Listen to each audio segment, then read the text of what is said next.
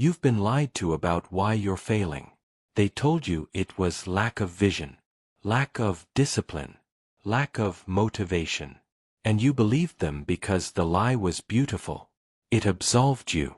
It gave you something to chase, a dragon to slay, a mountain to climb. But here's what they didn't tell you. Those dragons were always mechanical bulls. The mountain was a treadmill. And while you were chasing, sweating, believing, you were being domesticated. Your failure isn't a gap in your armor. It's the armor itself. And the weight you feel. That's not the burden of your dreams. That's the weight of everyone else's hands on your shoulders. This isn't a motivation video. Motivation is what they give to livestock before the slaughter. This is an autopsy. We're cutting open the corpse of your potential to find out what actually killed it. And the murder weapon. Dependence. Let me show you how deep the knife goes. You've been fed a story about goals since you were a child. Set a goal. Work toward it. Achieve it. Repeat. The entire architecture of modern self-improvement is built on this foundation. Vision boards. Smart goals. 5-year plans. Dream journals. And it sounds right, doesn't it? Logical. Progressive. Almost scientific. But here's the flaw they never mention. A goal is a photograph of someone else's finish line. When you set a goal, you're not creating your future. You're selecting from a menu of pre-approved futures that society has deemed acceptable. Doctor. Entrepreneur. 6 figures. 6-pack abs. Loving relationship. The menu changes based on your era and location, but the principle remains the same. You think you're architecting your life, but you're just choosing between prison cells and calling it freedom. Because the moment you adopt a goal, you adopt its entire ecosystem. The methods, the metrics, the milestones, the mentors, and all of those things come with handlers. People who will tell you if you're doing it right. People whose approval you'll start to crave. People who become the new center of gravity in your psychological solar system.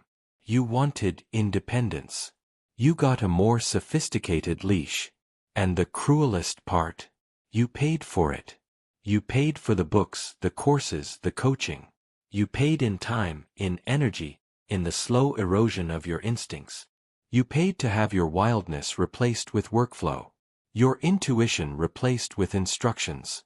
Every guru you followed, every framework you adopted, every piece of advice you implemented, it was another brick in the wall between you and your actual power. Because real power doesn't come from learning what to do. It comes from unlearning what you've been conditioned to need. Let me prove it to you. Think about the last time you wanted to make a major decision. A career change. A relationship move. A financial risk. What was the first thing you did? You asked someone. Maybe not out loud. Maybe you just opened your phone and started researching. You looked for validation. For permission.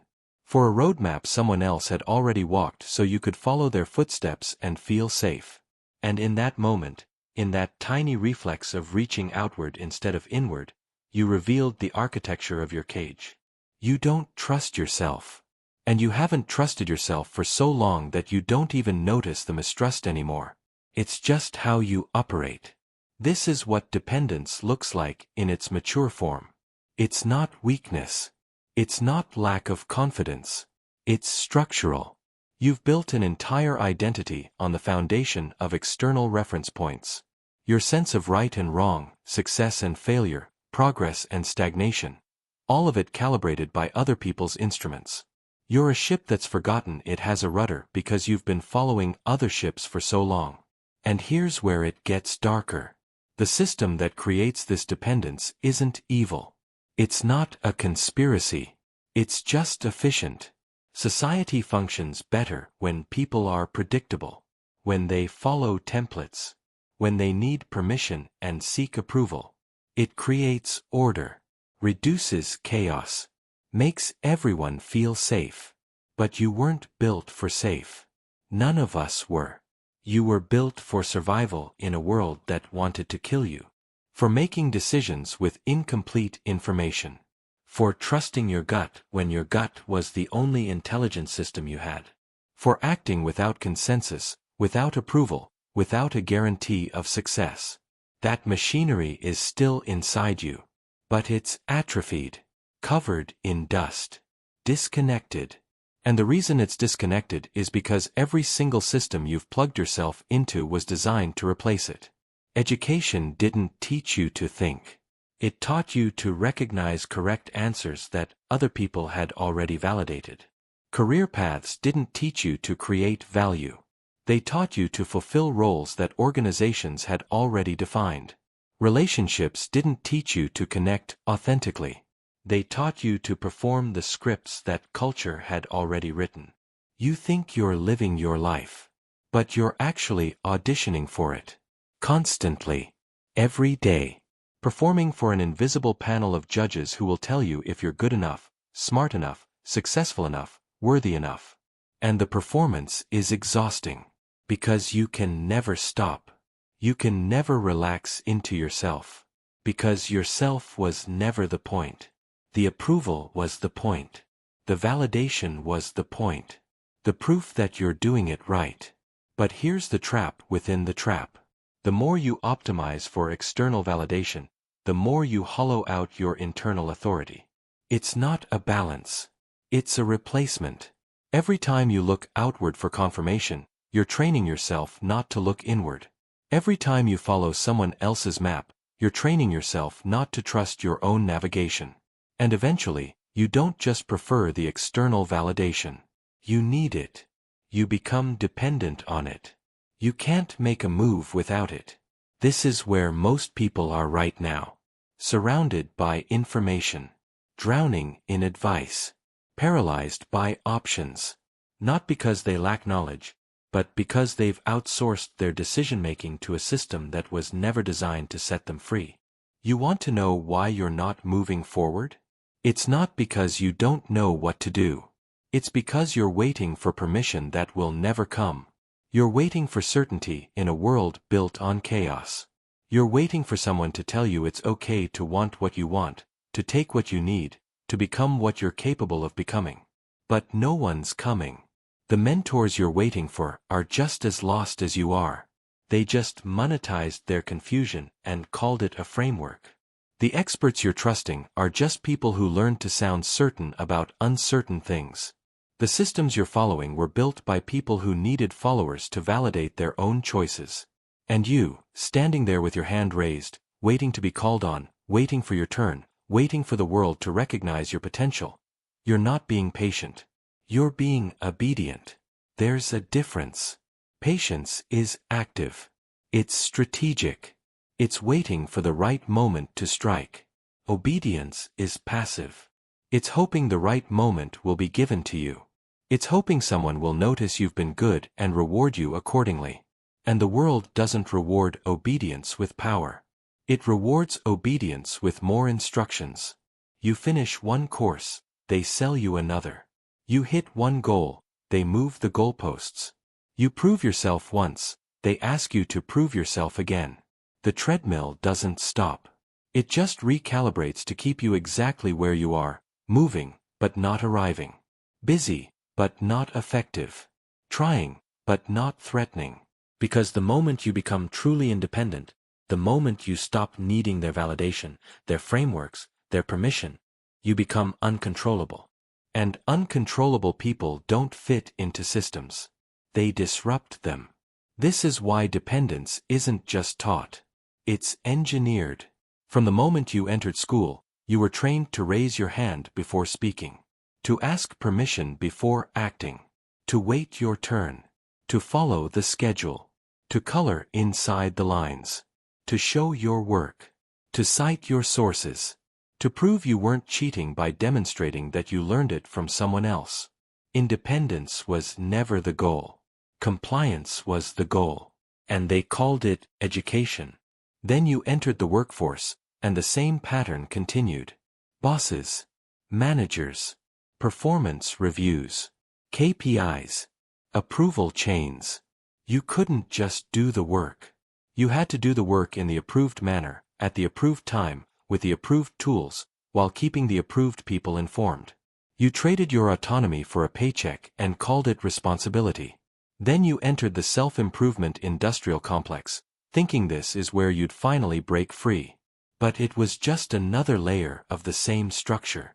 Now you had coaches instead of bosses, frameworks instead of policies, morning routines instead of punch cards, different language, same cage.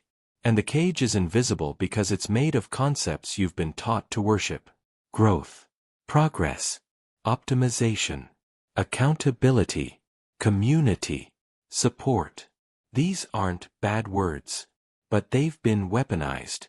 They've been turned into tools that keep you dependent while making you feel like you're evolving.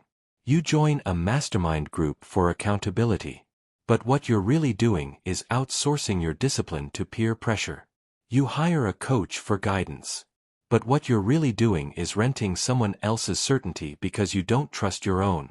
You follow a framework for structure, but what you're really doing is trading your adaptability for someone else's template. And none of it is making you more powerful. It's making you more managed. Because power and dependence cannot coexist. They're inversely correlated. The more you need, the less you have. The more you rely on, the less you command. The more you consume, the less you create. Real power is self-sourced. It doesn't come from information. It comes from the willingness to act without it. It doesn't come from support. It comes from the capacity to move alone. It doesn't come from validation. It comes from the ability to validate yourself even when the world says you're wrong. And that kind of power is rare. Not because it's hard to develop, but because it's systematically discouraged. Because a person with self-sourced power doesn't buy courses, doesn't need coaches, doesn't follow trends, doesn't wait for permission, doesn't care about criticism, doesn't compete in games they didn't choose to play. They just move. And the world rearranges itself around them. But you've been taught to fear that movement. You've been taught to call it reckless, arrogant, selfish, dangerous. You've been taught to wait, to plan, to prepare, to get qualified, to seek counsel, to build consensus. You've been taught to be slow. And slowness in a fast world is just another word for irrelevant. So here's the question you need to answer. Are you failing because you lack something, or because you're carrying too much? Are you failing because you need more knowledge, or because you're suffocating under the weight of everyone else's opinions? Are you failing because you need more support, or because you've surrounded yourself with people who benefit from your stagnation? Are you failing because you need a better plan, or because planning has become a form of procrastination? Most of what you think you need, you don't. Most of what you think is helping you, is holding you back. Most of the people you think are supporting you, are feeding on your dependency. And until you're willing to see that, until you're willing to cut the cords that are draining you, until you're willing to stand alone and trust your own judgment even when it terrifies you, you'll keep failing. Not because you're incapable, but because you're tethered. The cage isn't locked. It never was. You just keep asking permission to leave. And no one's going to give it to you. Because the people you're asking are inside cages of their own. They're not free. They're just comfortable. They've decorated their confinement and called it success. They've accepted their limitations and called it maturity. They've surrendered their wildness and called it wisdom. And they want you to do the same. Not because they're malicious, but because your freedom makes their cage more obvious. Your independence makes their dependence more painful. Your power makes their compromise more humiliating. So they'll discourage you. Subtly. With concern. With advice. With warnings about the risks, the challenges, the things that could go wrong. They'll tell you to be realistic. To think it through. To have a backup plan. To consider the consequences. And all of that sounds reasonable. But what they're really saying is, stay where I can see you. Stay where I can reach you. Stay where you need me. Because if you leave, if you actually become independent, if you actually claim your power, you prove that they could have done it too. And that's a truth most people would rather die than face. So they keep you close. They keep you dependent. They keep you asking questions so you never have to answer them yourself. And you participate. Because dependence is comfortable.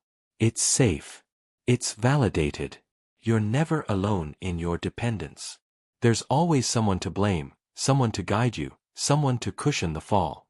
Independence, on the other hand, is cold. It's isolated. It's uncertain. You're alone with your decisions. Alone with your mistakes. Alone with the consequences. But here's what they don't tell you about that loneliness. It's the only place where you actually meet yourself. Not the performed version. Not the people-pleasing version. Not the version that's been shaped by 1,000 micro-negotiations with other people's expectations. The real version. The one that knows what it wants without asking. The one that moves without hesitation. The one that doesn't need external validation because it's internally aligned. That version of you still exists. But it's buried. Under years of conditioning. Under layers of other people's voices. Under the weight of 1,000 compromises you made to fit in, to be liked, to be safe. And the only way to reach it is to cut through all of that. To stop asking. To stop waiting. To stop performing. To act.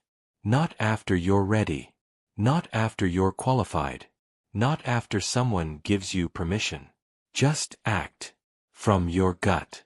From your instinct. From the part of you that knows without needing to know how it knows. That's where your power lives. In the willingness to move before you're certain. In the capacity to trust yourself more than you trust the crowd. In the courage to be wrong on your own terms rather than right on someone else's. And when you start moving from that place, something shifts. The people who were holding you back start to fade. The questions that were paralyzing you start to seem irrelevant. The approval you were chasing starts to lose its pull. Because you've tapped into something older than culture, deeper than conditioning, more fundamental than any system you've been taught to follow. You've tapped into your own authority. And once you feel it, once you remember what it's like to move from your own center, you can't go back. You can't unsee the cage. You can't unfeel the weight of dependence. You can't unknow that everything you thought you needed was just training you to need more. And that's when the real work begins. Not the work of achieving. The work of unbecoming. Of shedding. Of refusing. Refusing to explain yourself. Refusing to justify your choices. Refusing to wait for consensus. Refusing to shrink so others feel comfortable. Refusing to trade your power for their approval. This is the work they don't teach in any program. Because it can't be taught. It can only be claimed. And most people never claim it. They get close. They feel the pull. They have moments of clarity where they see exactly what's holding them back. But then fear shows up. And fear always speaks in the voice of reason. It tells you to slow down. To be careful. To think about what could go wrong. To consider other perspectives. To get one more opinion, one more piece of data, one more assurance that you're making the right choice. And in that moment, you have a decision to make. You can listen to the fear and return to dependence, return to safety, return to the known. Or you can feel the fear and move anyway. Not because you're certain, but because you're committed. Not because you have permission, but because you've given it to yourself. That's the fork in the road. That's where power and weakness diverge. That's where you find out who you actually are. And here's the truth they'll never tell you in a self-help seminar. Most people choose dependence. Most people choose safety. Most people choose to keep asking, keep waiting, keep hoping that someone else will give them what they're too afraid to take for themselves. And there's no judgment in that. Dependence is easier. It's validated. It's socially acceptable. You can fail while dependent and people will sympathize. You can succeed while dependent and people will celebrate. But you'll always be leashed. Always performing. Always auditioning for a life you already have permission to live. Independence, on the other hand, doesn't come with sympathy when you fail. It comes with isolation. It comes with criticism. It comes with people questioning your judgment, your motives, your sanity. And when you succeed independently, people don't celebrate. They rationalize. They attribute your success to luck, to timing, to advantages they assume you had. Because if they admitted you did it through pure will, through self-trust, through refusing to play by rules that don't serve you, they'd have to confront their own dependence. And most people would rather doubt your power than question their own weakness. So understand what you're choosing. Understand what independence actually costs. It costs comfort. It costs certainty. It costs the approval of people who need you to stay small so they don't have to feel inadequate. But here's what it gives you: yourself. Not the version shaped by consensus. Not the version that's been focus grouped and optimized and made palatable. The raw version. The uncensored version. The version that doesn't apologize for wanting more, taking more, becoming more. That version of you is dangerous. Not to others. To systems. To structures. To the entire apparatus that's been built to keep people manageable, predictable, dependent. And when you become that version, when you fully step into your own authority, you don't just change your life. You become a threat to every comfortable lie that's keeping other people trapped. Because you're proof. Proof that the cage is optional. Proof that permission is unnecessary. Proof that power doesn't come from accumulation, it comes from subtraction.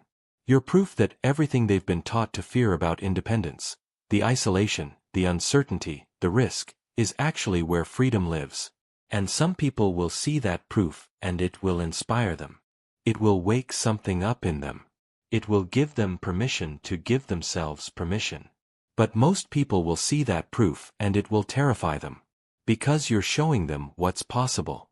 And what's possible makes what's comfortable unbearable. So they'll resist you. They'll undermine you. They'll tell you you've changed. And they'll say it like it's a criticism, like change is a betrayal, like growth is a form of abandonment. And in a way, it is. You're abandoning the version of yourself that needed them. You're betraying the unspoken agreement to stay small together. You're changing in a way that makes them uncomfortable because it highlights their own stagnation. But that's not your problem. Your problem is that you've been making other people's comfort your priority for so long that you've forgotten what your own power feels like. And your power doesn't feel like confidence. It doesn't feel like motivation. It doesn't feel like clarity. It feels like hunger, like impatience, like a refusal to wait one more second for a life you're already late for. That feeling. That's not a problem to be managed. That's not a symptom to be medicated. That's not an impulse to be controlled. That's your signal. That's your compass. That's the part of you that never forgot what you're capable of, even when you were busy forgetting. And if you can learn to trust that signal more than you trust the crowd, more than you trust the experts, more than you trust the fear that's been weaponized to keep you compliant, you'll discover something they never wanted you to know. You were never broken. You were just colonized. Your mind, your instincts, your sense of what's possible, all of it colonized by systems that benefit from your dependence and call it your development. And the only way to decolonize is to stop asking. Stop seeking. Stop consuming. Stop waiting. Just move. From your center. From your hunger. From the part of you that doesn't need validation because it's already certain. Move like you're the only authority that matters. Because in your life you are. Move like approval is irrelevant. Because in the end, it is. Move like the cage was never real. Because it wasn't. It was just a story you believed because everyone else believed it too. But you don't have to believe it anymore. You can put this down. The weight. The waiting. The dependence. All of it. You can just stop. Stop asking permission. Stop seeking validation. Stop waiting for the right moment, the right circumstances, the right amount of readiness. There is no right moment. There's only now. And now, you have a choice.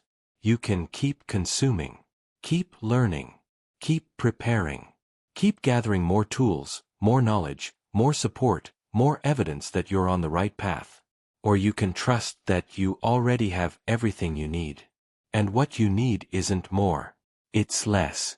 Less noise. Less influence. Less advice. Less dependence. What you need is the willingness to be wrong alone rather than right in a crowd. The willingness to fail on your own terms rather than succeed on someone else's. The willingness to live with the consequences of your own choices instead of the safety of someone else's instructions. That's not a skill you learn. That's a cord you cut. And once you cut it, once you sever your dependence on external validation, external permission, external authority, something inside you wakes up. Something old. Something ruthless. Something that's been waiting for you to stop asking and start taking. And when that thing wakes up, you don't become motivated. Motivation is for people who need reasons. You become inevitable. And inevitable people don't fail because they lack something. They fail because they're carrying too much. And the moment they drop the weight, the moment they stop performing and start moving, the moment they trade dependence for dangerous self-trust, they don't just succeed. They dominate. Not because they're special. Because they're free. And freedom, real freedom, is the most powerful force in human behavior. Not freedom from consequences. Freedom from permission. Freedom from the need to be understood, approved, validated. That freedom is available to you right now. You don't have to earn it. You don't have to prepare for it. You don't have to be ready for it. You just have to take it. And if you're waiting for someone to tell you it's okay to take it, you've already missed the point. No one's going to tell you. Because the moment you take it, you prove they could have taken it too. And that revelation is more threatening to them than your failure ever was. So they'll keep you waiting. Keep you asking. Keep you dependent. Unless you decide you're done waiting. Unless you decide the only permission you need is the permission you give yourself. Unless you decide that your dependence ends now. Not when you're ready. Not when you're qualified. Not when someone finally validates your worthiness. Now. Because every second you spend waiting is a second you're spending in a cage that was never locked. And you don't have to believe me. You don't have to agree with me. You don't have to like what I'm saying. You just have to feel whether it's true. And if it is, if somewhere deep in your gut you know I'm right, if somewhere beneath all the conditioning and compromise there's a part of you that's been screaming this exact truth, then you already know what to do. Stop asking. Start moving. Trust yourself more than you trust the noise. That's not advice. That's an ultimatum from the version of yourself you've been abandoning every time you looked outward instead of inward. And that version is done waiting for you to catch up. The cage is open. The leash is cut. The permission has been granted by the only authority that matters. What you do next will tell you everything you need to know about who you actually are. Not who you've been performing as. Who you are when no one's watching. When no one's guiding. When no one's validating. When it's just you and the choice, dependence or power. Most people never make that choice. They just drift. They stay comfortable. They keep consuming content like this, nodding along, feeling inspired, and then returning to exactly the behavior that's keeping them caged. Because insight without action is just entertainment. And you've been entertained long enough. The question is whether you're done being entertained. Whether you're done collecting ideas and ready to become one. Whether you're done asking what you should do and ready to trust what you already know. The answer is inside you. It's been there the whole time. You've just been too dependent on external voices to hear your own. But you can hear it now. If you're quiet enough. If you're honest enough. If you're brave enough to admit that everything you thought you needed was just training you to need more.